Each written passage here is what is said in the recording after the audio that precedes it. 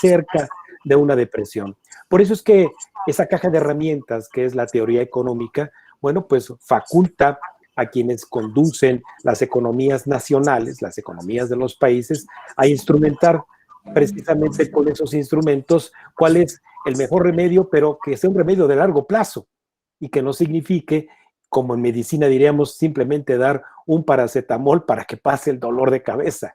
No se trata de eso, se trata de instrumentar medidas económicas que están fundamentadas en la política, en la economía y en la matemática, como lo dije, para poder tomar decisiones que reviertan la condición actual y obviamente potencien hacia largo plazo lo que es este cuerpo social, lo que es la economía. Entonces, en conclusión, en esta apertura de esta sesión, bueno, pues debo decirles que las teorías económicas funcionan siempre y cuando el instrumental que sea aplicado esté acorde al modelo que se aplique. Es decir, hemos hablado de diversos modelos. Ustedes escuchan seguramente hablar del modelo liberal, del modelo neoliberal, del modelo marxista, socialista, etcétera.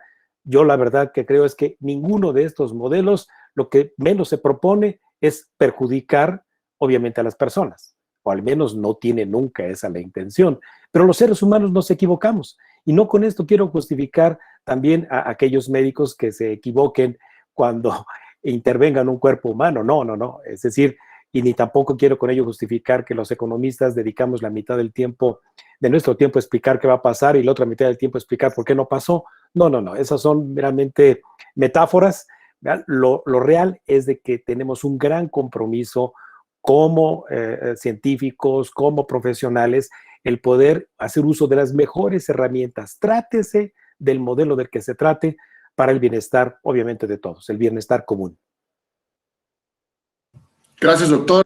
Excelente contexto. Y a propósito de esta circunstancia y viendo tantos medicamentos distintos, tantas estrategias, si me permite, doctor, tantas apuestas monetarias, esto ya es un gran casino, a ver si está de acuerdo conmigo. ¿Qué tan cerca del cero? ¿Qué tan debajo del cero? ¿O quiénes nos quedamos en la parte más hawkish? Doctor, si es que existe la política monetaria todavía, perdóneme la expresión, ¿está agotada? Sí, bien, bueno, miren, la política monetaria o la llamada teoría cuantitativa, que es la que le da nacimiento a la teoría cuantitativa del dinero y hoy la política monetaria, tiene que hoy estar justamente en manos de los bancos autónomos centrales. ¿Por qué razón? Porque debe ser una política de instrumentación en la práctica que va a afectar al gran tejido económico compuesto de empresas, de gobierno, de empresas particulares y también de las personas. Esa política monetaria que tiene que ver justamente con satisfacer los flujos de dinero en la economía, la forma en que demandamos dinero y la forma en que es ofertado el dinero, bueno, subyace a esa política monetaria toda una serie de instrumentos justamente que lo que buscan es que se potencie el crecimiento.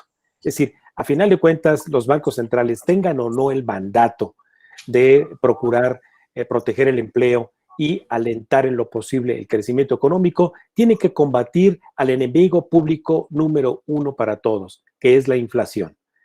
No es el enemigo público número uno el Chapo Guzmán, ya no, ya está guardado ahí en Nueva York. El enemigo público número uno es la inflación, porque es como un impuesto que se mete a nuestros bolsillos y se va comiendo lentamente el poder adquisitivo de nuestro dinero. Entonces, por eso es que el principal objetivo de cualquier política monetaria, sea de carácter conservador o de carácter neoliberal o liberal, tiene que ver con combatir el incremento de precios. Pero el Banco de México no combate el incremento de precios vigilando los precios en las calles. No, no puede hacerlo, no le alcanzan los brazos para hacerlo, ni ha sido su propósito. Por eso muchas veces jóvenes se confunden que el Banco de México combate la inflación. No, no, no, no, porque si así fuera tendría que ir al mercado a establecer control de precios y no es así. La forma en la cual interviene en que los precios se autorregulen es justamente a través del mecanismo de monitorear diariamente la oferta y demanda de dinero. Y para ello utiliza diversos instrumentos. El tradicional instrumento que tiene el Banco Central es la tasa de interés del Banco Central. El Banco Central es el banco de bancos. Y entonces lo que hace el Banco Central, bueno, pues es apoyar a sus clientes, en este caso a los bancos, para que mantengan estabilidad financiera estabilidad en la oferta y demanda de dinero diaria. Y entonces, cuando ocurren fenómenos en el día que puedan hacer que un banco no tenga sus saldos al corriente en el día, lo que llamamos en terminar en saldos ceros, es porque quizás algunos de los que estamos en el mercado, como las personas, como las empresas, tal vez no pudimos presentarnos el día de hoy a pagar nuestros créditos de nómina, de tarjeta de crédito, el crédito empresarial de avío, de refracción, etcétera, y a la banca le va a hacer falta dinero para responderle a su contraparte de los que pedimos prestado, que son los ahorradores. Y entonces ahí está el Banco Central para prestarle dinero en el día a día y establecer una tasa de interés a la cual va a fondear a esa banca comercial, que es la que sí nos atiende a nosotros. Entonces, ese mecanismo de la tasa de interés, para no ponerlo esto en explicaciones etéreas, ¿verdad? Lo que pretendo es ponerlo en cuentas claras, cómo es que opera este principal mecanismo del Banco Central, es a través de la tasa de interés. Pero las crisis, sobre todo las recientes, la del año 2009, la del año 2010 con su resaca, y ahora en este 2020, ha hecho que los bancos centrales saquen de su caja de herramientas no las herramientas ortodoxas, es decir, las tradicionales, de acuerdo como pueden ser reducir el llamado encaje monetario más o restringir las reservas de los bancos o bien llevar a cabo operaciones de mercado abierto de manera restringida o de manera amplia. No, ahora los bancos centrales han tenido que hacer verdadera ingeniería financiera para poder instrumentar lo que llamamos medidas no tradicionales, ¿de acuerdo? O no ortodoxas, medidas heterodoxas, como son utilizar recursos de su propio patrimonio, como lo ha hecho el sistema de la Reserva Federal en el año 2009, para poder recomprar en el mercado títulos de crédito que firmamos nosotros, que tiene la banca comercial, pero que la banca comercial, pues obviamente nos otorgó dinero y no tiene más dinero para poderlo prestar. Entonces, lo que hacen los bancos centrales, lo que hizo los programas de facilidad monetaria del sistema de la Reserva Federal, fue utilizar recursos de sus propias reservas para recomprar esos documentos y dotar de liquidez a su sistema bancario. En México, este año no ocurrió así. Nuestro Banco Central hizo ingeniería financiera. El 21 de abril de este año instrumentó 10 medidas no tradicionales, es decir, fueron medidas heterodoxas. Ustedes pueden leer y se los recomiendo la circular que publicó el Banco Central el día 21 de abril respecto de 10 medidas adicionales a las tradicionales que hace el Banco Central para poder alentar la liquidez en la economía. Entonces, esa liquidez lo que hace que es a través del mecanismo de intermediación de la banca comercial, llamarnos, ¿no? A ver, ¿quién quiere reestructurar sus créditos? ¿Quién quiere crédito en este momento? ¿Quién tiene la solvencia para enfrentar, obviamente, en esta pandemia sus deudas? Y con ello dar esta facilidad de liquidez que lo que haga es que aliente el consumo. Miren, nuestro Banco Central tiene diversos objetivos secundarios, ¿de acuerdo? Después de, obviamente, combatir la inflación, pero se dice que no tiene esta parte del segundo mandato, que es poder alentar el crecimiento económico interviniendo con otros mecanismos, como es el sistema de la Reserva Federal de Estados Unidos. Pero, como diría el Chapulín Colorado, sin querer queriendo, ¿eh? El Banco de México, con sus medidas heterodoxas, ayuda. Y es el único, créanme, que en este año ha hecho al menos algo, y algo sustancial, por detener la profundidad de la recesión en México. No ha salido el Banco Central, desde luego, a ofertar ni las reservas internacionales, ni su propio patrimonio. Lo que ha hecho es utilizar los instrumentos, repito, de ingeniería financiera que le permiten poder hacer que el mecanismo de intermediación financiera en el país no colapse. ¿De acuerdo? Entonces, pues también ha aprendido mucho nuestro Banco Central, además, en estos años. Créanme que yo, quien les habla, viví el primer año de novatez del Banco Central en 1995 de la peor manera. Se cuestionó la validez de la autonomía del Banco de México, se habló de dolarizar la economía, se habló de que el Fondo Monetario Internacional iba a instaurar un consejo monetario. No, yo viví de lo peor en el Banco de México en 1995 y hoy les puedo decir que tenemos un Banco Central confiable. Doctor, hace usted un recuento bien interesante porque el valor de la crisis del 94, multicitada, multicriticada, pues estriba justamente en la publicación y en la consolidación de la autonomía del Banco Central, que digamos que es un adolescente en temas de banca central. En este contexto de bancos centrales, doctor, tenemos todos los jóvenes, claro, y los docentes, que pues bueno, la bazuca de billetes está a todo lo que da en el resto del mundo, y que el caso de México es muy particular, ¿no? Se está usted acercando justo a la parte que es interesante para el grueso de los jóvenes, ¿no? En este contexto, donde el Banco Central en México está limitado y trabaja de jure y de facto, como que sí, como que no, como usted bien cita, el Chapulín Colorado, el tema pasa por una preocupación no solamente estructural y de ley, sino de modernización. Es momento de que se vuelva adulto el Banco Central y se vaya al mandato dual. Sí está de alguna manera activando y trabajando al interior, pero esa inmadurez, esa adolescencia del Banco Central le impide, por ejemplo, alcanzar la esfera microeconómica. Lo pongo en términos muy sencillos para establecer la pregunta, ¿no? 4:25, mañana tiene reunión en 5 de mayo, la Junta de Gobierno ya nos dirá su pronóstico, pero no lo vemos en la calle. O sea, sigo yendo al Coppel, doctor, y me siguen cobrando 70% anual. Sí, bueno, miren, la tasa de interés de Banco de México, obviamente al impactar en el mercado de oferta y demanda de crédito, lo que hace es simplemente fijar un referente o un piso para la tasa de negociación primero entre los bancos, lo que conocemos como la tasa de interés interbancaria. Es decir, cuando el Banco de México anuncia cuál es la tasa de interés interbancaria objetivo, es fijarles a los bancos centrales hasta dónde el Banco de México puede prestarles y a cuánto por día, pero a partir de esa tasa de interés negocien entre los bancos aquellos apoyos que se tengan que dar también en un día. Por eso es que, jóvenes, ustedes conocen la tasa de interés interbancaria de equilibrio, porque diariamente el Banco Central monitorea en qué plazos y a qué tasas se prestaron entre los bancos. Y entonces, después de esa tasa de interés interbancaria de equilibrio, es la que permite fijar las tasas de interés activas para los préstamos que pedimos nosotros, hipotecarios, automotrices, de consumo, créditos personales, etcétera. Es decir, es la tasa base para las tasas activas. Evidentemente, si baja entonces esa tasa de interés interbancaria de equilibrio que viene impactada por la tasa de interés a un día objetivo del Banco Central, bueno, pues va a favorecer que el costo del dinero en cuanto a la demanda de crédito baje, ¿de acuerdo? Pero no quiere decir esto que sea ni inmediato, ni que el propósito sea que la economía tenga que activarse a través del crédito.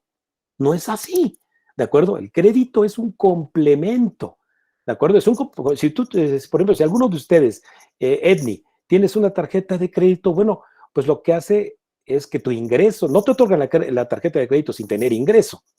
El crédito que tú vas a acceder es para complementar parte de tu ingreso y adquirir bienes y que vas a pagar a final de cuentas con tu flujo de dinero. Igual ocurre entonces para un crédito empresarial. Entonces, el crédito, sí, es un incentivo a la demanda de bienes en la economía, pero no lo es todo. Entonces, el Banco Central no puede, desde mi punto de vista, tener un segundo mandato, porque entonces pareciera ser que lo más conveniente es que el mecanismo de la tasa de interés y también el mecanismo de inyectar liquidez fabricando dinero, ahí le dejamos toda la responsabilidad al Banco Central, entonces, de que la economía crezca, ¿verdad?, o caiga en momentos de que ande muy acelerada la máquina, simplemente por la intervención del Banco de México. No, es decir, quien está encargado, evidentemente, de la política monetaria, debe de vigilar que los saldos monetarios no provoquen una inflación de demanda, es decir, que haya demasiado dinero entonces en nuestras manos para poder, obviamente, provocar consumo y con ello, eventualmente, si la economía está en desequilibrio, provocar periodos, obviamente, de inflación que después ya no hallaríamos cómo pararlos. Yo, particularmente, sí soy, obviamente, un conservador en términos de la política monetaria del Banco Central en nuestro país, que no debe tener doble mandato, no se necesita. Y como yo les decía, si ustedes van analizando con cuidado estas medidas del Banco Central, pues se van a dar cuenta que la baja en la tasa de interés lo que busca es contribuir a que el mecanismo de intermediación bancaria facilite crédito a los demandantes de dinero. Si interviene con estas medidas que yo les comenté a ustedes a través de los mecanismos del coeficiente de liquidez de los bancos, las operaciones de reporto, de mercado abierto, pues van a incidir a final de cuentas justamente en que haya dinero en la economía, pero ese dinero no va a salir de la fábrica de billetes que está allá en Legaria, ¿de acuerdo? El dinero va a salir del mecanismo de mercado y de del propio flujo que nosotros en nuestros ingresos le regresemos a la economía en consumo. Ahora, hemos dejado también un poquito de lado el otro agente económico que también gasta en la economía, que es el gasto público. Eso podemos dejarlo mejor para despuesito, a lo mejor para las preguntas complementarias, pero lo que yo sí debo decirles esto es, ¿de qué sirve que tengamos entonces en este momento mecanismos de facilidad monetaria por parte del Banco Central si quien debe solicitar el crédito, por ejemplo, que es un inversionista que va a comprar maquinaria, equipo, una nave industrial, va a pagarle a sus proveedores, está con el agua hasta el cuello en términos de la amortización de sus deudas y sobre todo de las expectativas y confianza en el largo plazo en que se respete el Estado de Derecho a la inversión. Gracias, doctor. Muy interesante, sobre todo para la discusión, el tema del mandato dual, ¿no? Algunos a favor, algunos en contra. Hay un hilo que llama la atención de su intervención y es el consumo. Todos sabemos que dentro de la fórmula del PIB, pues la parte de la confianza, luego la inversión, ¿no? Y la generación de empleos, la derrama del gasto familiar, pues provoca ese aceite, ¿no? Genera ese aceite de la que es justamente el consumo. Dos aristas, doctor, para su siguiente intervención. La primera es, bueno, el consumo ha cambiado. No existe el consumo prácticamente en el mundo. La pandemia nos ha dado un golpe de realidad y nos dice, tú no necesitas unos zapatos Louis Vuitton, tú no necesitas unos calcetines Polo, porque no se ven en la imagen, no lo estamos viendo ahora mismo, ¿no? El consumo se ha pulverizado y es el sector servicio el que a nivel mundial pues, más ha sufrido y el que probablemente tenga mayor oportunidad. En el caso de México, doctor, pareciera que hay una lectura un poco siniestra, me voy a atrever a decirlo, y hablo por siniestro lo que está del lado de la mano izquierda, no por su contexto adjetivo, ¿no?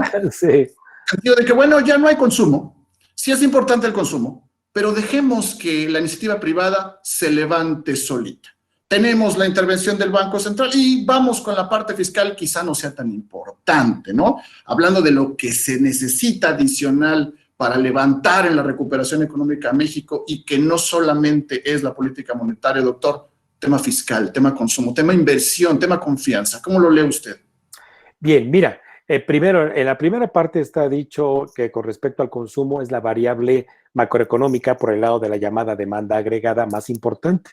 Gasto de consumo privado, gasto público, el gasto de inversión, que es la inversión fija bruta, y nuestro sector externo de la economía, importaciones y exportaciones. Bueno, pues el gasto de consumo privado representa entre el 72 y el 75% de la demanda agregada. El gasto de consumo privado que hacemos todos en bienes duraderos, semiduraderos y bienes de consumo final que diariamente con el que abastecemos nuestra alimentación, nuestro transporte. Ese consumo que hacemos nosotros, y ahora que mencionabas tú con respecto a la composición de la economía, nuestro sector de servicios, nuestro sector primario, nuestro sector obviamente industrial, también nosotros, si bien es que en episodios de austeridad, debido a una caída en nuestros ingresos, nosotros mismos en el mercado, bueno, pues decidimos hacer menos consumo, de acuerdo, lo que provocamos es ese llamado efecto multiplicador del gasto de consumo privado que disminuya su penetración en la economía, es decir, que se multiplique en ingresos para quien consumimos y al que le consumimos le consuma a sus proveedores y los proveedores a los demás, ¿de acuerdo? Lo que ocurre con el gasto de consumo privado en nuestro país es que hoy la composición de los bienes importados y los bienes nacionales se ha diferenciado terriblemente, ¿eh? Es decir, nosotros sin darnos cuenta cuando vamos a los anaqueles de los almacenes a comprar refrigeradores, televisores, pantallas, prendas de vestir, etcétera, computadores, etcétera, pues ya no nos fijamos realmente en la procedencia de las partes que componen un producto. Es decir, por eso la globalización de los negocios, estas grandes cadenas globales de abastecimiento que hoy pueden componer un producto que consumamos, como puede ser tal vez el terno, les iba a decir, porque así se le dice al saco en Sudamérica, el saco de mi traje, bueno, pues puede tener componentes de 7 países diferentes. Entonces, no es tampoco que asumamos una postura nacionalista, entonces, de que para producir valor agregado en nuestra economía, y valor agregado quiere decir consumo de bienes intermedios, materias primas, pago de salarios, pago de insumos, servicios, energía, consumamos solamente bienes de origen nacional. No, hombre, tampoco los nacionalismos así a ultranza o rasgarnos las vestiduras, que solamente bienes de origen nacional, como ustedes han leído en las redes, de que no consumamos productos de Kimberly Clark porque son productos, no, miren, son tonterías. Lo que sí es cierto entonces que requerimos es fortalecer el valor agregado en la economía. Y el sector más importante, el que más valor agregado suma a la economía, es el sector industrial. Y hoy se dieron a conocer en México los resultados de la producción industrial, 24 meses consecutivos con tasas de crecimiento anual negativas. Es una verdadera tragedia. Sí, vemos nosotros que tenemos un fuerte aparato exportador, que somos el país que más pantallas planas vende en el mundo. Pues sí, pero el 85% de los componentes de esa pantalla plana son de importación. ¿Ya? Entonces somos ensambladores. Entonces somos un sector industrial de valor agregado de maquila. Digo, no en todos los, no en las 31 ramas industriales que tenemos en nuestro componente del sistema de cuentas nacionales, pero eso es lo que está ocurriendo. Entonces, la ausencia de una política industrial respaldada, como menciona el profesor Luis, con una política fiscal de incentivos a la construcción de una política industrial, que esa requiere ser de largo plazo, está ausente. Tal vez por ahí, yo ya ni me acuerdo qué secretario de Estado se le ocurrió decir en el pasado, no sé si fue Jaime Serra Puche, que dijo, la mejor política industrial es la política industrial que no existe. Por favor, o sea, son verdaderas tonterías, por no decir que son estupideces, disculpen el francés, pero pues eso es lo que ocurre. Entonces, la política fiscal debe ser una política que forje el músculo, ¿verdad? Que fortalezca, que catalice la producción en México. ¿Cuál sería en las prioridades de la política fiscal la que estaría en primer renglón para fortalecer ese músculo? El sector industrial del país. Porque de otra manera, créanme que lo que hoy está ocurriendo es que el pavimento hacia el futuro, que es el sector industrial, si se sigue debilitando, nos vamos a convertir en un país importador, que vamos a agregar valor de maquila, ¿de acuerdo? Y que sí, vamos a traer inversión extranjera, sí lo vamos a seguir haciendo, pero vamos a seguir agregando valor sin que vuelva a enraizarse este concepto, no de hecho en México, ¿de acuerdo? Sino de manufacturado en México, pero con empresas que se construyan más asociadas a lo que yo llamo justamente la clusterización de la economía. Entonces, la política fiscal está vinculada con el resultado económico, sí, pero ha dejado de ser ese entrenador en el gimnasio, el forjador del músculo. Sí, y la verdad es que nos metemos a un tema harto complicado, pantanoso.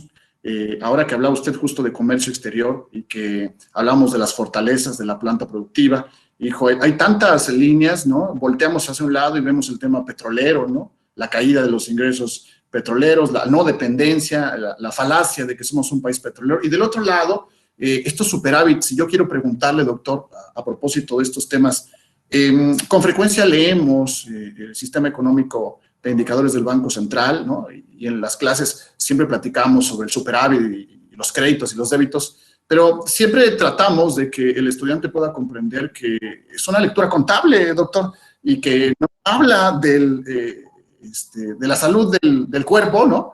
Un análisis clínico nada más, ¿no? Sino que tiene mucho más escenarios. Realmente este superávit que podemos ver en función de ser el principal socio comercial de Estados Unidos, ¿no? El número uno, realmente, ¿por qué no se conecta con este crecimiento o por qué no rompe esta, si me permite, ahora sí, depresión del sector secundario, doctor? Bueno, justamente en esta revisión contable que hacemos con datos oficiales del Instituto Nacional de Estadística y Geografía, hemos dejado de ser un país petrolero desde 1989, ¿de acuerdo? Hoy en día, 5% nada más de las exportaciones representan las exportaciones petroleras. El resto son exportaciones no petroleras. Entonces, por eso lo que menciona Luis, es una falacia esto de que somos un país petrolero y por eso hay que apostarle todos los recursos que se pueda de nuestros impuestos a la empresa petrolera del país. No es cierto, ¿no? ¿Cómo vas a apoyar al 5% de lo que representa tus exportaciones? Apoya mejor al otro 95%, un principio simplemente de Pareto, pero puesto exactamente al revés. Pero ya ven, no entienden que no entienden. Pero bueno, ¿esto qué quiere decir? Que la composición de nuestro comercio exterior, si ustedes revisan, sobre todo los estudiantes de negocios internacionales que tienen la obligación de hacerlo, de conocerse la balanza comercial de memoria, ¿de acuerdo? No hay excusa, por favor. Ahí tenemos nosotros que en las importaciones tenemos bienes, ¿verdad?, intermedios, materias primas y bienes de consumo final. Eso es lo que hay que siempre analizarse en la balanza comercial de importación. Y en las exportaciones, pues es claro, revisar las exportaciones que no son petroleras y la composición de estas exportaciones. México también, si ustedes revisan las cifras, seguramente sus profesores los han puesto a hacerlo, es que revisen cuál es la trayectoria histórica de importaciones y exportaciones y su saldo. ¿Hemos sido tradicionalmente un país deficitario comercialmente? Sí. ¿Y qué tiene de malo? Yo así lo digo, ¿qué tiene de malo? Si somos un país deficitario porque hacemos más importaciones, siempre y cuando sean mayores importaciones, ¿de qué, jóvenes? De bienes de capital y bienes intermedios. Y hasta de materias primas. ¿Para qué? Para agregarles valor. Regreso a lo que les dije hace 5 minutos. Peligroso cuando entonces en la composición de nuestras importaciones empecemos a comprar más bienes finales en el exterior y vaya decreciendo la importación de bienes intermedios y de materias primas. No, apostémosle a las importaciones de materias primas y bienes intermedios porque permiten agregar valor para que se vendan bienes en el mercado doméstico o bien se reexporten. Entonces, una balanza comercial, repito, deficitaria no tiene problema. Además, la financiamos bien que mal con la balanza de servicios. De repente, ya saben, por ahí alguien en el púlpito mañanero se atreve a decir que benditas remesas internacionales, ¿no? Las remesas familiares. Pues sí, pero sirven para financiar, entre otras cosas, el déficit comercial, que es el que le ayuda al país a agregar valor. Hoy en día, bueno, tenemos en este año un resultado atípico, tenemos un superávit comercial, como lo mencionó Luis, pero me parece que es debido a dos cosas. Una, el impacto que provocó la depreciación del tipo de cambio.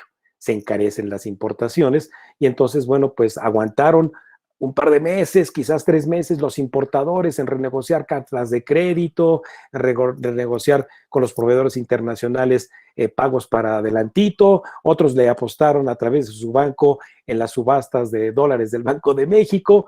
Lo importante fue diluir el impacto de la depreciación a la que se fue en el mes de marzo a 24, 25 pesos. Sin embargo, le ha pegado a las importaciones esta depreciación del tipo de cambio y las disminuye. Por eso en las estadísticas del consumo interior de bienes de importación han caído 25% en términos anualizados. No somos tontos para comprar bienes de importación que están cada día más caros.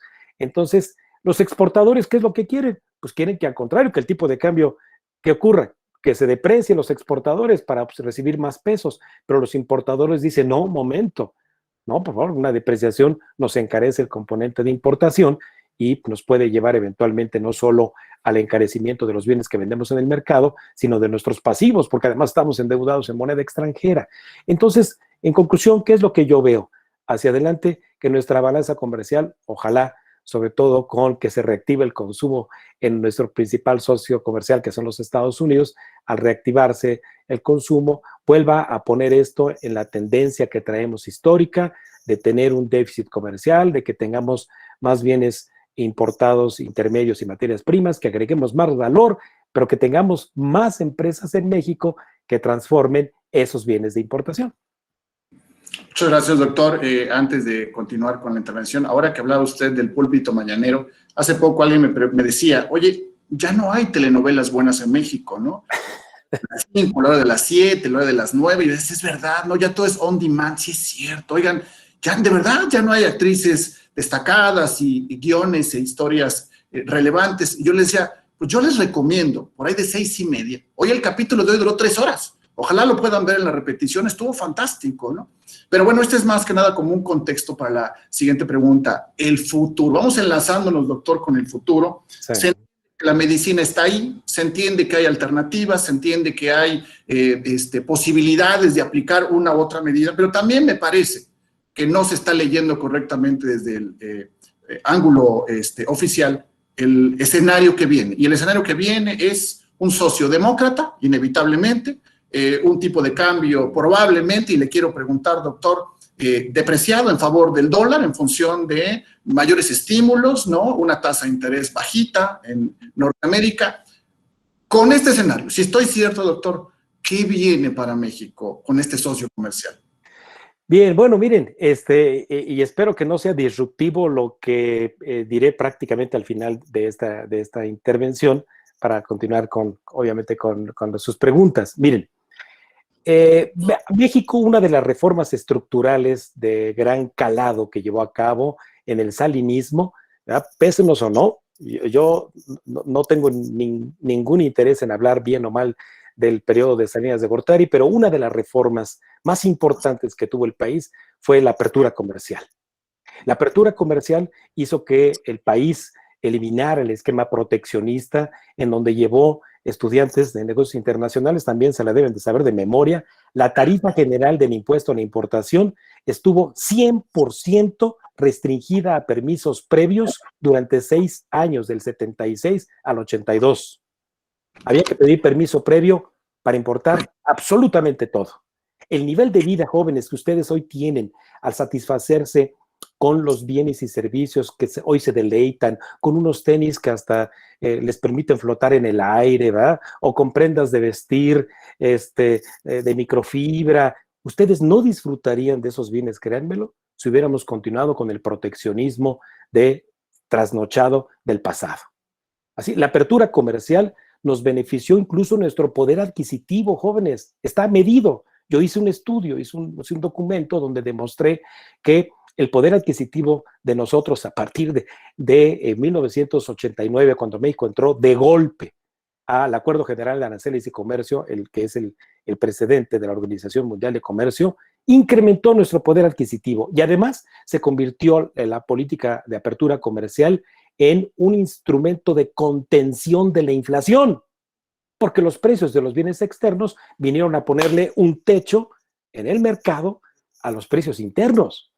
Entonces, la reforma en aquel momento, la que más nos benefició, créanme, incluso para el proceso de reindustrialización en México, fue la apertura comercial, porque se eliminaron aranceles de golpe. Yo estuve en las llamadas salas de junto en esa negociación de NAFTA, donde así todos, ¿verdad?, pusimos las manos en la mesa para decir, lo primero que debe de bajarse el aranceles a cero es a la importación de bienes de capital, es decir, de maquinaria y equipo, que nos permitiera renovar el capital industrial de desecho que teníamos de empresas transnacionales, ¿de acuerdo? Y verdaderamente que nos hizo un país justamente subdesarrollado. Entonces, la política comercial transformó al país, la transformó por completo. Por eso es que después de cuando ya vino NAFTA como un proceso adicional de la apertura comercial, fue estratégico porque además fue con nuestro vecino, ¿de acuerdo? 3.330 kilómetros de frontera, ¿de acuerdo? Alguna vez algún mandatario en Italia dijo, préstenme nada más, ¿verdad?, 200 kilómetros de esa frontera y van a ver que hago barbaridades, ¿verdad?, con tener libre comercio en 200 kilómetros. Bueno, nosotros tenemos 3.330 kilómetros, los aprovechamos con NAFTA, y lo que ocurrió después, bueno, antes de, esto es muy importante lo que les voy a decir, cuando NAFTA se negocia fue con un republicano, con un gobierno republicano que fue con el de George Bush padre, ¿de acuerdo? Cuando ganan los demócratas, Bill Clinton, buscan hacer suyo el tratado, es decir, ponerle, ¿de acuerdo?, algo a ese tratado que fuera de carácter demócrata. Y lo que lograron fue algunos capítulos adicionales, algunos adendums, como fue justamente el capítulo de carácter laboral y de carácter ambiental y salarial, que nunca, por cierto, se cumplió. Pero bueno, los demócratas hicieron eso. ¿Por qué es importante mencionarles aquello? Porque ahora cuando llega el señor Trump y de manera incendiaria pues busca acabar con el acta de matrimonio, que aunque no era para toda la vida, pero ahí estaba NAFTA, pues dice, pues yo me salgo de este matrimonio si no se arreglan las cosas como yo quiero. Y entonces, bueno, pues vino todo un proceso, como ustedes saben, de renegociación, de modernización, al que ahora le llamamos Tratado de Libre Comercio también entre Estados Unidos, México y Canadá. Bueno, ¿qué ocurre entonces? Que los demócratas también, para sacarlo adelante, buscaron también ponerle su toque político. Y como ustedes saben, no pasó a la firma definitiva el acuerdo, sino antes de pasar por la Cámara de Representantes, y los demócratas le pusieron también pues el reforzamiento de los temas que a ellos les interesaban, que eran los de carácter ambiental, los de carácter laboral, etcétera. Entonces, bueno, ¿qué ocurre ahora? Justamente ante la eventualidad de que Joe Biden, pues obviamente practique este esquema de tratados con el mundo y particularmente con México. Lo que les voy a decir aquí es donde está lo disruptivo. Quizás algunos no estén de acuerdo conmigo, pero bueno, pues es mi visión. A lo mejor suena hasta ochentera, pero miren, se ha hablado mucho de que la política ambiental de los demócratas le interesa mucho justamente al equipo del señor Biden, y por eso van a hacer que sus socios, ¿verdad?, también se sumen a esta práctica de energías limpias. Sí, espérenme tantitito. De energías limpias como proveedor, o sea, la energía es un insumo para la producción. Pero de lo que le interesa más a los demócratas deshacerse es de las industrias no limpias. ¿Cuáles son las industrias sucias? La petrolera, la que transforma productos petroleros. Es decir, tienen segmentos industriales en Estados Unidos en decadencia porque son altamente contaminantes. Y como una de las promesas de campaña de parte del señor Biden ha sido que se contribuya también a que no haya más cambio climático por el calentamiento global, bla, bla, bla, bla, yo les quiero decir que ya estarán viendo estos ojos, ¿verdad?, seguramente que hacia México va a haber buenas noticias, va a haber inversión extranjera norteamericana, pero muy seguramente, y conociendo a los demócratas de muchos años, en sus prácticas comerciales y de fomento a la economía, muy seguramente su propuesta es que a México vengan justamente esos segmentos industriales en decadencia en los Estados Unidos y que son altamente contaminantes. Así que no es cuestión que la que yo les diga para creerla, es mi punto de vista. Va a llegar, ¿de acuerdo? Así como el señor Trump se encargó de dinamitar que no llegara inversión extranjera norteamericana, particularmente automotriz, a nuestro país, amenazándolos con que le cerraría la puerta a sus privilegios fiscales en Estados Unidos y seguían yéndose a México. Así me parece que los demócratas van a llegar a hacer una oferta de que más empresas transnacionales norteamericanas vengan a países de la periferia como México, pero yo veo, lo que veo venir es que sean segmentos industriales que están en decadencia en los Estados Unidos. Pienso, doctor, que tenemos que darnos la oportunidad de considerar todas las alternativas, ¿no? Como usted señala, puede resultar quizá disruptivo o quizá no esperado, ¿no? Pero, insisto, estamos terminando un periodo republicano que es de los primeros que no es de libre mercado, ¿no? Tradicionalmente los republicanos son pro mercado, y este ha hecho el capitalismo de cuates más escandaloso de la historia, favoreciendo justamente a ciertos sectores, ¿no? Sí. Entonces, bajo ese contexto, creo que sí debemos darnos la oportunidad, no solamente de que ambos gobiernos, el del señor López y el del señor Biden, zanjen sus diferencias que hoy tienen, sino que además pudieran tener una alianza. Doctor, ¿cómo ve el tipo de cambio para los siguientes meses, justamente en este año tan convulsivo, donde le pega al comercio exterior, le pega a la inflación, le pega a las inversiones y, por supuesto, le pega al gasto relativo a la deuda, doctor? Bueno, primero, nuestra moneda es una divisa. Es decir, ¿por qué es una divisa? Porque es una moneda aceptada como medio de intercambio internacional.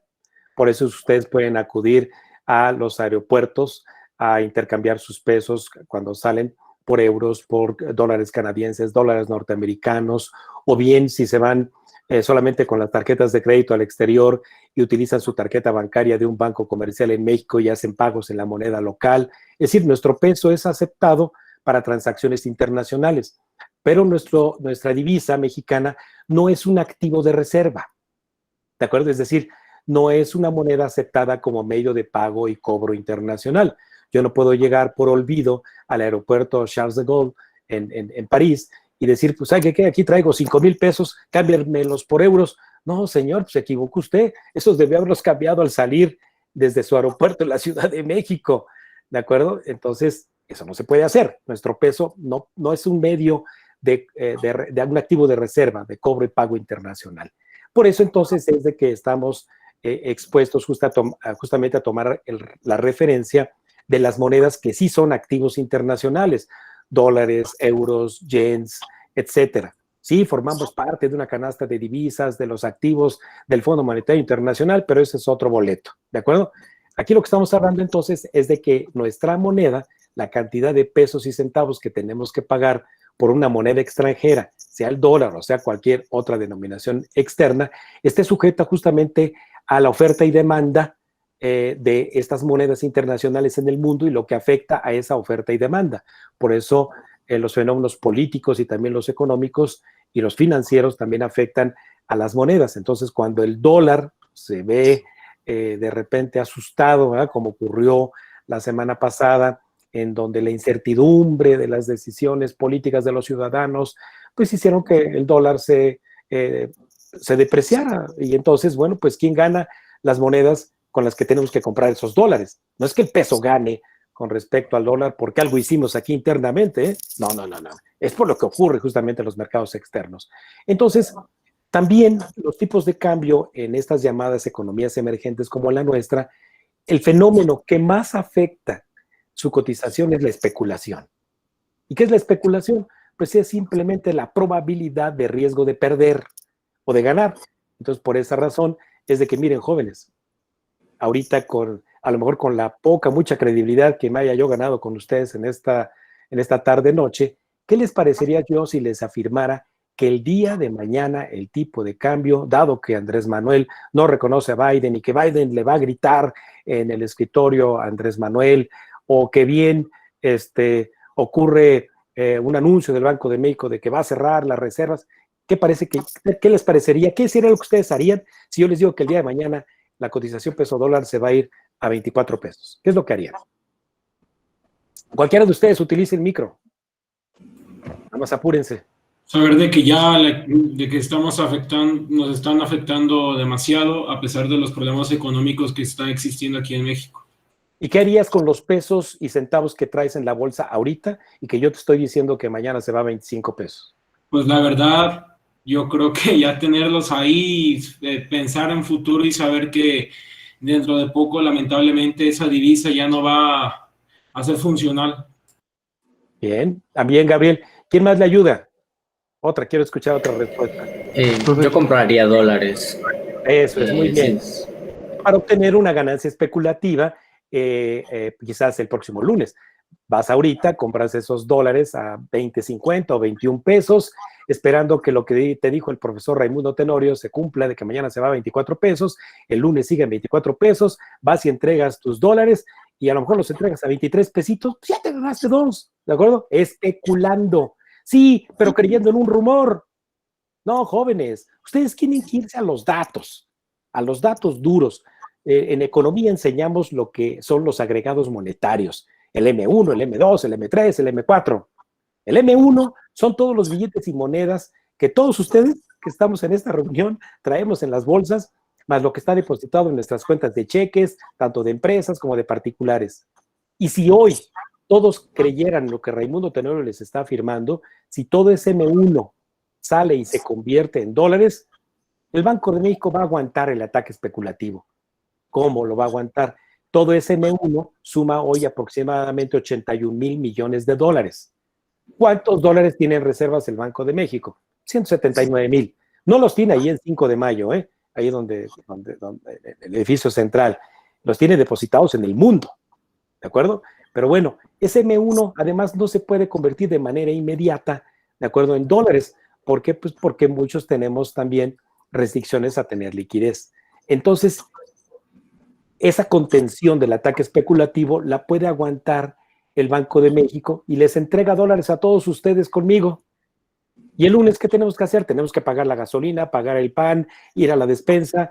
Y no nos van a aceptar que paguemos en dólares porque no es el medio de pago autorizado en nuestro país, son los pesos. ¿Qué vamos a hacer? Empezar a regresar los dólares, ¿de acuerdo?, al mercado, y sin haber obtenido ganancia especulativa, y todo por haberle creído a ese profesor mentiroso que corrió el rumor. No, jóvenes, entonces, pero sin embargo, ¿por qué sí llegó a 25 pesos en el mes de marzo? Bueno, pues porque, como les dije, hay fenómenos atípicos, no de mercado, que afectan la especulación. Y entonces, pues, ¿qué hacen? Nosotros, en esa fuerza de vencidas, los mortales, como todos nosotros, no le hacemos nada, nada le hacemos a las reservas internacionales del Banco de México. Representamos el 6%, todo lo que podríamos tener en el M1 nosotros. Las grandes tesorerías de las empresas en este país son las que sí podrían darle un susto, de acuerdo a las reservas internacionales, pero el Banco de México lo sabe, de acuerdo, y entonces lo que hace justamente es diariamente pedirle a los bancos, ¿verdad?, información de cómo anda también la demanda de moneda extranjera, y por eso es que la ingeniería financiera del Banco de México también ha desarrollado estos mecanismos de subastas de dólares, que no es otra cosa más que contratos de futuro, los llamados swaps, ¿de acuerdo?, para poder intercambiar a futuro pesos por pesos y que ahí salgan los especuladores a comprar con sus pesos los dólares ahí en el futuro. Entonces, ya capítulos de alta volatilidad como los que vimos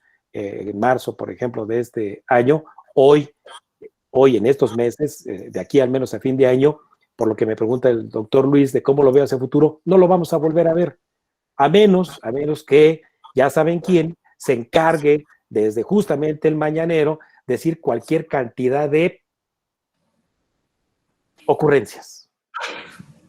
Entonces, podremos volver a ver capítulos de volatilidad, nuestro tipo de cambio hacia el 2021. Pues yo revisé hoy los mercados de futuros y andamos con estabilidad más o menos en contratos a futuros de 90 días.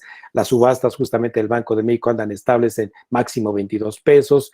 Así que también, ¿verdad?, es más fácil contra esos capítulos de volatilidad utilizar las líneas de crédito, por ejemplo, con la Fed, esta línea de 60,000 millones de dólares, o bien eventualmente la línea con el Fondo Monetario Internacional, etcétera, para soportar esos ataques especulativos. Así que, en conclusión, le damos rewind y no le crean al profesor Tenorio lo que va a ocurrir mañana, ni tampoco se atrevan a especular contra el peso porque van a perder. Muchas gracias, doctor. Hoy vi un tuit de nuestro querido amigo Luis González, que usted perfectamente conoce, Sí. que decía el análisis del mercado cambiario pues es una ilusión, ¿no? Es una bonita fantasía, y no lo intenten, ¿no? Porque van a sufrir las consecuencias. Doctor, la verdad es que está sabrosísima la charla. Deberíamos hacer una serie, ¿no? Así como la que hace en las noches, ¿no? Para darle continuidad. Sabemos que el tiempo es oro y queremos ir cerrando, doctor. Aquí en Veracruz tenemos esa promesa, ¿no? De nos vemos una vez y nos volvemos a ver y decimos, pero de veras nos volvemos a ver, ¿no? Es una frase muy hecha. Antes de que empecemos a cerrar, doctor, sus pronósticos cuantitativos. Doctor, ¿dónde ve el PIB en un -10 este año, en un 3,5 el año que entra? ¿Dónde ve la inflación, doctor? Porque otra vez, ¿no? Para nosotros de este lado son, la verdad, muy complejas estas apuestas de hacer. Bueno, pues la variable madre de todas en la macroeconomía sigue siendo la medición del Producto Interno Bruto. El Producto Interno Bruto es una analogía del valor agregado. Es decir, si ustedes quieren encontrar un sinónimo de lo que es el PIB, es el valor agregado. Entonces, de lo que hablamos justamente en la primera parte de esta conversación, si no hay valor agregado en la economía y sobre todo del sector industrial, pues lo que puede pronosticarse es justamente las mediciones econométricas que hacemos los economistas, atrevernos a hacer un pronóstico basados justamente en la información de lo que más agrega valor en la economía. Y su servidor ya lleva un monitoreo justamente de carácter sectorial de la industria, de la inversión fija bruta, del consumo, de las exportaciones, para poder establecer un pronóstico. Y entonces, en cuanto al Producto Interno Bruto, pues yo sigo estando más hacia la frontera de los pesimistas, es decir, más cercano a una cifra negativa de 2 dígitos, es decir, de -10% en este 2020. Y dado que partiríamos en las mediciones de una cifra muy negativa hacia el 2021, pues es claro que cualquier cosa que rebote en el fondo de la alberca va a ser una cifra positiva. Así entonces, ese rebote puede ser para el 2021, si acaso, del 3.5%. ¿Basado en qué? Simplemente en la inercia de recuperación de las actividades económicas, sobre todo en la industria. Si no es que el próximo mes sumamos el 25º mes de tasa negativa de producción industrial, ¿verdad? Si no se hace algo. Y también basados en el consumo. Esas son las variables que yo monitoreo para poder tener aquí en la computadora, desde donde les estoy hablando, pues un modesto modelo ahí econométrico. Y bueno, pues me dice eso, menos 10% de PIB, tipo de cambio cercano a los 22 pesos, 21.90, tasa de interés en 4%, la tasa de interés del Banco de México, no más abajo, el tipo de cambio, ya les dije tipo de cambio, tasa de interés, y sobre todo, bueno, lo que tiene que ver con nuestro sector exportador, terminar con un superávit comercial de alrededor de los 25,000 a 28,000 millones de dólares, como también con un déficit en la cuenta corriente con respecto o medido con respecto al Producto Interno Bruto, no más allá del 1%, sobre todo porque nuestra balanza de servicios ha dejado de generar recursos, que es el sector turismo. Muchas gracias, doctor. Ahí está un panorama, por supuesto, autorizado y desde luego reconocido a nivel nacional. Edny, Gabriela, hemos recuperado, pregunto yo, algunas de las preguntas más relevantes, más coincidentes que pudiéramos hacerle al doctor ya para ir madurando esta sesión.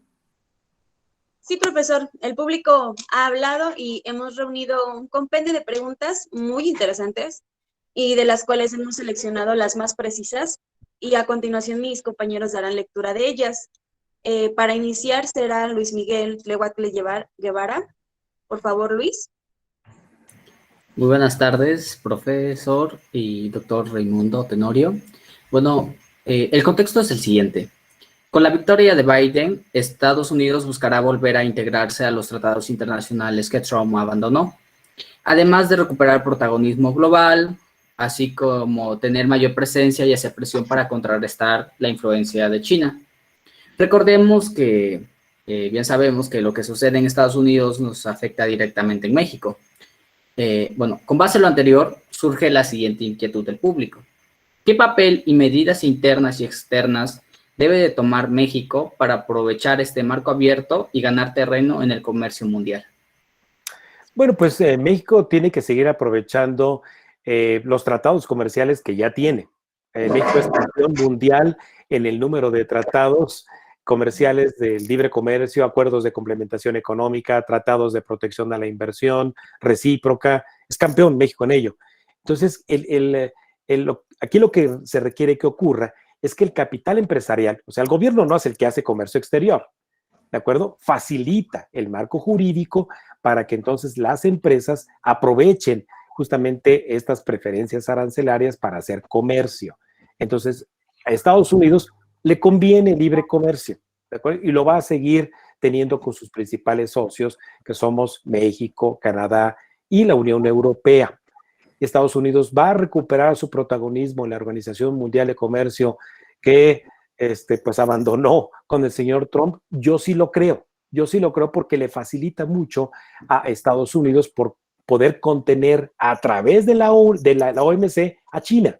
O sea, el pleito de Estados Unidos con China no es un pleito de Trump, va a seguir siendo un pleito permanente, sobre todo por estos pleitos que traen de propiedad intelectual, de que China tiene un plan de más largo plazo, etcétera. Bueno, va a seguir existiendo ese pleito, pero yo creo que Estados Unidos va a recuperar paso a paso su liderazgo, al menos político, no en términos comerciales, para contener el avance de China. Entonces, la mejor manera es, mira, tenerlos sentados frente a frente en la Organización Mundial de Comercio y desde luego también en negociaciones de carácter bilateral. Entonces, a México, ¿qué le conviene? Seguir aprovechando, repito, al capital empresarial, sus tratados de libre comercio, pero el capital empresarial que aprovecha esos tratados de libre comercio lo que requiere es certidumbre en la política interna, ¿de acuerdo? ¿Por qué en la política interna? Porque, a ver, de repente, no se crean, tengo mis debates ahí como que, pues, si se trata de un gobierno antiliberal, el de Andrés Manuel, y vanagloriándose de libre comercio. El libre comercio, lo mencioné a ustedes aquí, es la columna vertebral del modelo neoliberal. La apertura comercial iniciada en el modelo neoliberal de Salinas es hoy, representa el comercio exterior, ustedes, alumnos de negocios internacionales, el 54% del valor del PIB. Nada más con eso. ¿De acuerdo? Entonces, pues de repente así como que soy conservador para unas cosas y neoliberal para otras. La columna vertebral del libre comercio, ahí sí se dispararía completamente al pie Andrés Manuel, si se atreve siquiera a imponer cuotas compensatorias o al más puro estilo de su maestro, de Donald Trump, ¿de acuerdo? Implantar medidas de amenaza de poner aranceles si no se nos cumplen cosas. No, o sea, no se van a disparar en el pie. Entonces México tendrá que seguir, y aquí sí solitas, las empresas solitas, aprovechar el esquema de preferencias arancelarias que tenga con Estados Unidos, con Canadá y con los otros acuerdos que tenemos vigentes. Muchas gracias, doctor. ¿Alguna otra intervención, Edny? Sí, profesor. Bueno, de mi parte, dentro de las preguntas que encontramos y me pareció pertinente poner, es la burbuja financiera en tendencias globales de liquidez, debido a los paquetes de estímulos económicos. México no ha presentado este escenario, pero la política monetaria y fiscal en el caso de México son antagónicas, por lo que todo indica pudiera ser una burbuja de solvencia. Para usted, doctor, ¿cuáles son las estrategias que se pueden adoptar para estar cubierto ante el estallido de esta burbuja traducida en una crisis financiera los próximos años? Bueno, miren, le voy a proporcionar al maestro Luis Ramón Pérez un artículo que escribí hace 9 años, sí, 9 años, u 8 años, ya no me acuerdo, sobre burbujas financieras. Y miren, las burbujas financieras, que no es otra cosa, puesto en cuentas claras, es el sobrecalentamiento en los precios de activos financieros.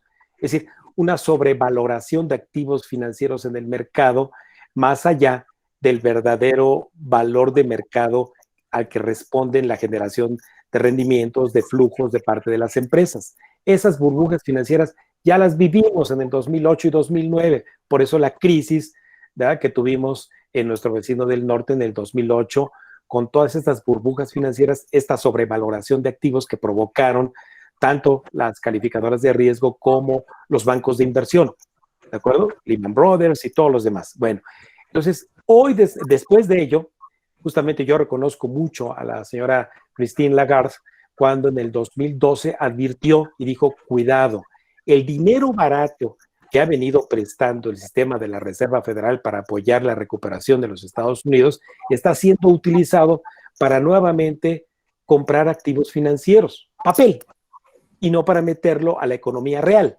al gasto de inversión, a los fierros, ¿de acuerdo? Entonces, desafortunadamente, pues fue un llamado a misa, ¿verdad? No lo escucharon, fue más que nada, se tomó como una observación de Christine Lagarde, y lo que hemos visto en el año 2018-19, al menos, sí fue una despresurización, afortunadamente, de estas burbujas financieras. ¿Por qué razón? Bueno, yo vi esa descompresión de estas burbujas, sobre todo debido a las preferencias fiscales que implantó Trump en baja en impuestos a las corporaciones, ¿de acuerdo?, para que volvieran a invertir.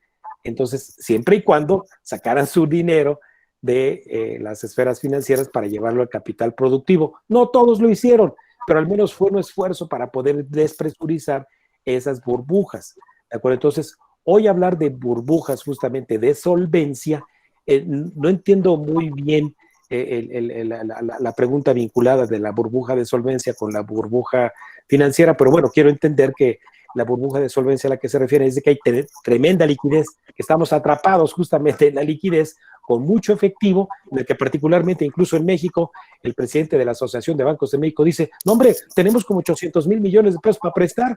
Pues sí, papá, pues ahí los tienes, ¿verdad?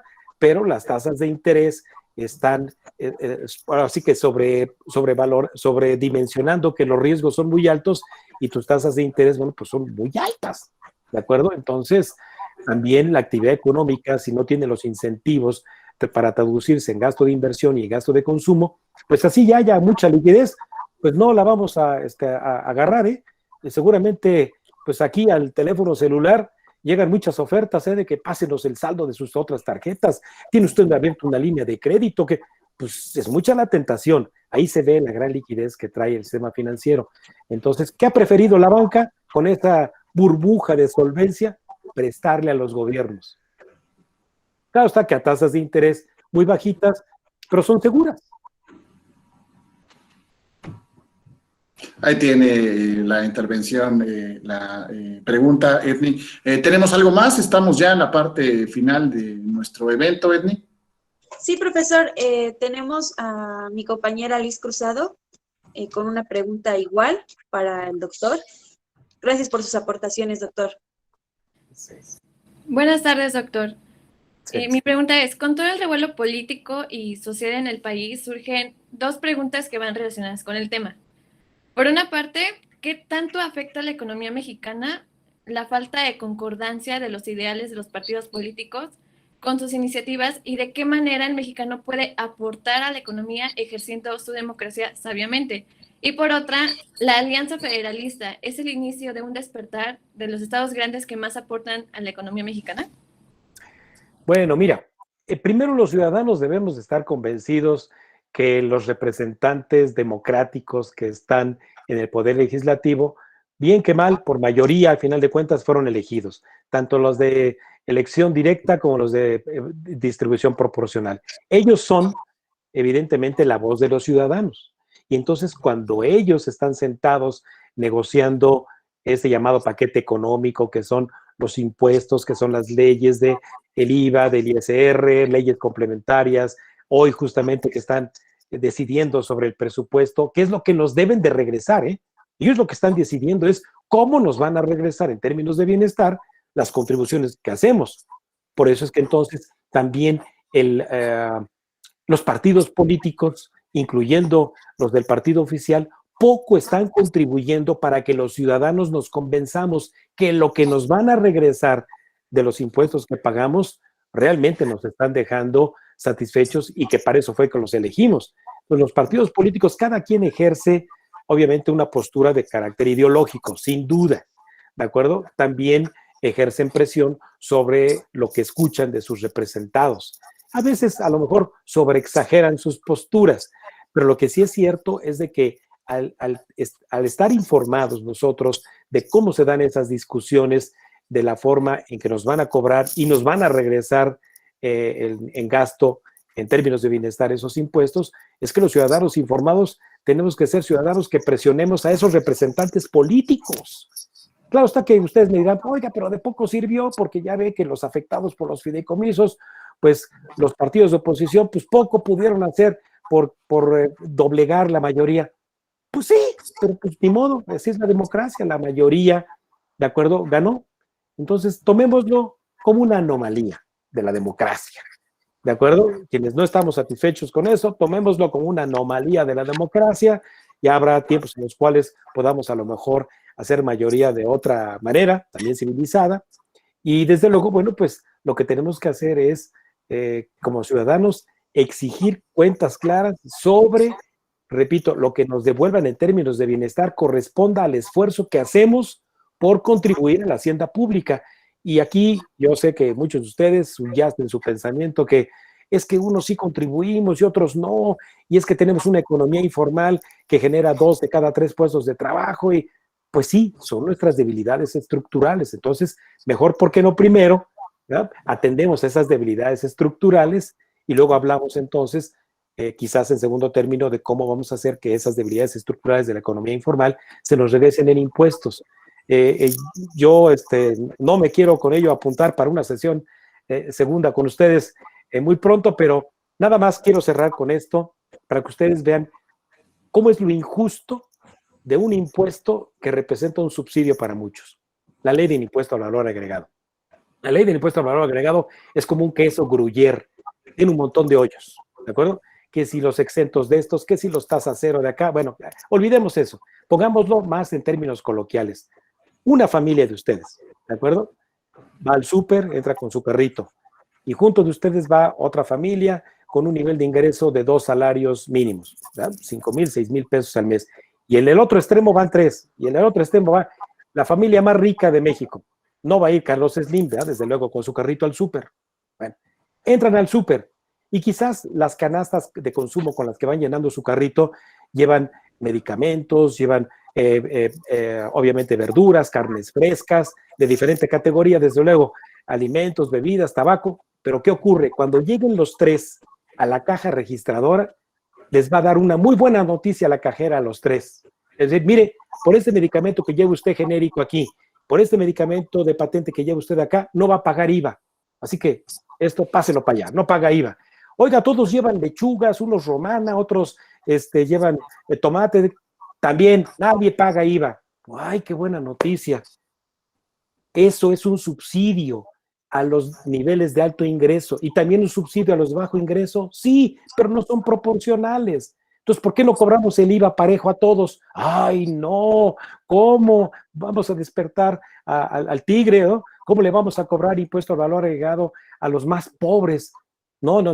¿Por qué no mejor diseñamos un mecanismo en cómo, cobrándole al de más alto ingreso por el subsidio que está recibiendo al no pagar IVA, cómo con el dinero que está dejando de pagar, lo pague y con ello subsidiamos y le regresamos el IVA cuando menos a 8 familias de bajo ingreso? Esto no es nuevo que les acabo de decir, lo propuso la Convención Nacional Hacendaria del 2004 en el gobierno de Fox. Y pues no pasó, porque el PRI pues pensó que se iba a traducir, ¿verdad?, en malos votos, obviamente, para ellos. Muchas gracias, doctor. Agradecemos mucho el espacio. Sin embargo, antes de ir, perdón, doctor, pero tengo la honrosa oportunidad de decirle que nos acompaña nuestra querida amiga mutua, Yolanda Morales, del Economista, quien probablemente está con nosotros. Y con esta nos vamos, doctor. Ya sabemos que le hemos quitado mucho tiempo. No, por favor. Lo comprometemos a un segundo evento, si claro, usted le resulta interés. Nos pregunta Yolanda Morales, a quien saludamos. Buenas tardes. Soy Yolanda Morales, reportera del Economista, el diario más importante en materia financiera y económica, según yo, asumo mi riesgo. Quisiera, por favor, preguntar al doctor Raimundo Tenorio y a su servidor, el profesor Pérez Lezama, ¿dónde anticipan que quedará la tasa de interés en la decisión de política monetaria de mañana en el Banco Central? Doctor, si me hace favor. Cómo no, bueno, pues ante todo, quiero agradecerle mucho a Yoli Morales que esté en esta reunión, y en efecto, El Economista es mi periódico informativo de cabecera. Hay desde luego otros periódicos, ¿verdad? Pero al menos, bueno, pues para quien esté interesado en leer fuentes secundarias, porque El Economista es fuente secundaria, ¿de acuerdo? Pero es de las mejores fuentes secundarias que hay en México. Bueno, y por eso no me quiero ganar la renovación de mi suscripción, ¿eh? No. Yo la pago todos los años. No, pero Yoli, mira, yo sí creo que va a bajar la tasa de interés. Sí creo que la van a bajar y mucho se ha especulado de que, ves que esto haría caer en el terreno de las tasas negativas reales, porque entonces la tasa pasiva que pagan los bancos a los ahorradores ya no compensaría a la inflación. Momento, las tasas pasivas que pagan los bancos ya son negativas desde hace un año. Los mendigos bancos, perdone si alguno de sus papás, sus familiares trabajan para bancos, discúlpenme, pero de repente se me sale el francés, pero vean ustedes las páginas de los periódicos del Economista o salgan a la calle y vean las sucursales bancarias. Las tasas pasivas que pagan a los que ahorran menos de 100,000 pesos no están arriba del 2%. Entonces, ¿desde cuándo se están pagando tasas negativas al ahorro? Entonces, no, pero si tienes 1 milloncito de pesos o 5 milloncitos de pesos, a lo mejor si alcanzas la tasa pasiva positiva. Pero si invierto en CETES directo, pues más o menos me defiendo, porque entonces si ando, ¿verdad?, en CETES directo defendiéndome de la inflación. Sí, pero el Banco Central ya llegó a un terreno en donde su tasa de interés es neutral. Es decir, donde no va a afectar una baja o una alza en la tasa a mayor o menor demanda de crédito, dado lo que está ocurriendo justamente en el entorno. Entonces, yo sí creo que mañana va a bajar el Banco de México la tasa de interés a 4%. Se especulará que esto entra a un terreno negativo, que puede fortalecer la especulación con el dólar, etcétera. Pero la verdad es de que el Banco de México, incluso la tasa real que se paga a los capitales extranjeros es positiva. Quien viene del extranjero no mide sus rendimientos en términos de solamente la inflación en México, sino también de la tasa cambiaria a la cual después puede llevarse sus recursos. Entonces a ellos les interesa más el tipo de cambio que propiamente la tasa de interés, pero para obtener rendimientos de donde vienen esos capitales, de cuando mucho el 0,5% o el 1%, pues todavía hay terreno, a pesar de que lean a Yoli Morales, ella ha venido describiendo semana a semana cuántos capitales han salido del país, pero han salido por otra razón, no por la tasa de interés, sino por la desconfianza y la incertidumbre en ya saben quién. Gracias, doctor. Por lo que a mí concierne, estimada Yoli, a mí me parece que es importante entender el tono mañana de la minuta, ¿no? Eso es súper interesante. Me parece que el contenido, si bien coincido con el doctor de que será una baja en 1/4 de punto y que cerraremos inclusive con la reunión de diciembre, de todos modos en 4%, ya no habrá un escenario en diciembre de baja. El tono será de pausa. Desde mi objetivo analítico, no será suave ni fuerte, me parece que será transitorio, que sería una palabra que tal vez aparezca en el documento, y sobre todo explico por qué desde el otro agregado, del otro lado que explica el doctor Tenorio, yo he bautizado a un tercer componente del INPC, ¿no? Subyacente, no subyacente, y un tercer componente que es el pandémico. El gasto pandémico, ¿no?, que está concentrado en el subyacente guión mercancías, ¿no?, y que todos conocemos que está supuestamente orientado a la política monetaria, y el otro que lo compone, pues es el no subyacente agropecuarios, ¿no? Esos dos tienen, a pesar de una agudeza en el interior de la demanda agregada, una expectativa inclusive de largo plazo que no contamina la inflación a 1 o 2 años, ¿no? Entonces, esta orientación de que en algún momento el consumo pudiera regresar, de que pudiéramos estar viendo una recuperación, obedece justamente a que este canal de expectativas no ensucia en el largo plazo la inflación y que eso les va a dar valor, fuerza al escenario de mañana como para apostar a adelantemos el 1/4 de punto y nos quedamos así. Y agrego un último, a ver si el doctor está de acuerdo conmigo. Un tono político en la Junta de Gobierno. Ya hay un tono político por los cambios que va a haber. Y la gente dentro del Banco Central va a empezar a acomodarse ofreciendo un poco de voto para ver cómo mejor. Esa es una apuesta mía, Yolanda. Bueno, el tono político ha ocurrido desde octubre del 2018, cuando la Junta de Gobierno del Banco de México advirtió que la decisión de cancelación del gran proyecto del Aeropuerto Internacional de la Ciudad de México no era lo que representaría en términos de dinero, sino el respeto al Estado de Derecho. Entonces, eso fue un tono político de parte de la Junta de Gobierno del Banco de México. Y el tono político continúa, porque si bien es cierto que está como invitado ahí el secretario de Hacienda o el subsecretario de Hacienda en esas reuniones de la Junta de Gobierno, pues no tienen influencia ni tienen tampoco por qué ofrecer algo a cambio de que el Banco Central mueva o no la tasa de interés. Ellos están ahí sentaditos, desayunando y se acabó, nada más. ¿De acuerdo? Pero el tono político del Banco Central va a continuar. Y va a continuar, ustedes lean, por favor, también, aparte de las minutas de decisión de política monetaria del Banco de México, lean los informes trimestrales del Banco de México. Y ahí se podrán dar cuenta en los informes trimestrales del comportamiento de la inflación, que el Banco de México advierte qué factores pueden inhibir o alentar el crecimiento. Y el tono político subyace fundamentalmente en las encuestas también mensuales que publica el Banco de México de las opiniones de los analistas del sector privado, en razón de advertir que la gobernanza, obviamente el respeto al Estado de Derecho y la certidumbre por la parte de la política interna gravitan en contra del crecimiento de México.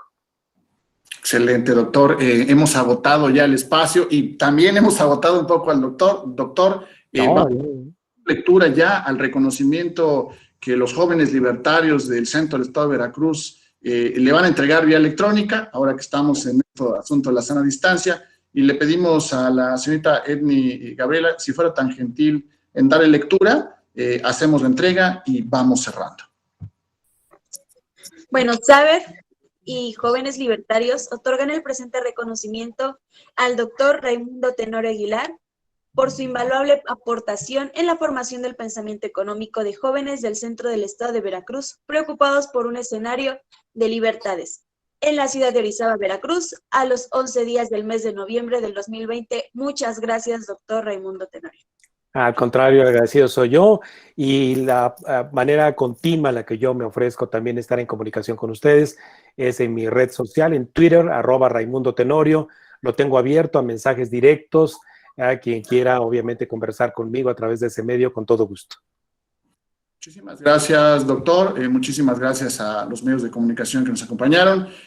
Muchísimas gracias a Yolanda Morales, de El Economista, por acompañarnos esta tarde. Pero sobre todo, jóvenes, muchísimas gracias a ustedes porque se dan la oportunidad de escuchar, de analizar, de procesar, de permitir que estas palabras de un experto entren en nuestros pensamientos y recalen, ¿ok? Reboten, preguntándonos si lo que estoy escuchando tiene un sentido, tiene un propósito y me es útil. No tengan duda que los esfuerzos que hacen los jóvenes universitarios, que hacemos de este lado quienes promovemos la educación financiera, pero sobre todo los analistas que ya tienen una trayectoria y que son líderes de opinión, en dar de sí. Una oportunidad solamente es exitosa si damos. Y aquí tienen a una persona generosa en su conocimiento, como es el doctor Raimundo Tenorio, que ha querido platicar con ustedes y que yo doy fe que mi contacto con él fue así, espontáneo, y que hoy nos ha llenado de conocimiento. Doctor, muchas gracias. Al contrario, para Muy buenas servirles. noches. Nos encontramos pronto. Un abrazo a la distancia, nos volvemos a ver.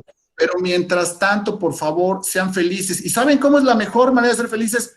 Tomando decisiones, ¿vale? Doctor, muchas gracias. Muy buenas noches. Al contrario, muy buenas noches y mucho gusto. Al contrario, el gusto es nuestro. Buenas noches a todos. Gracias. Soy Luis Pérez Lezama y los saludo siempre. Que les vaya muy bien. Muy buenas noches. Hasta pronto. Hasta pronto.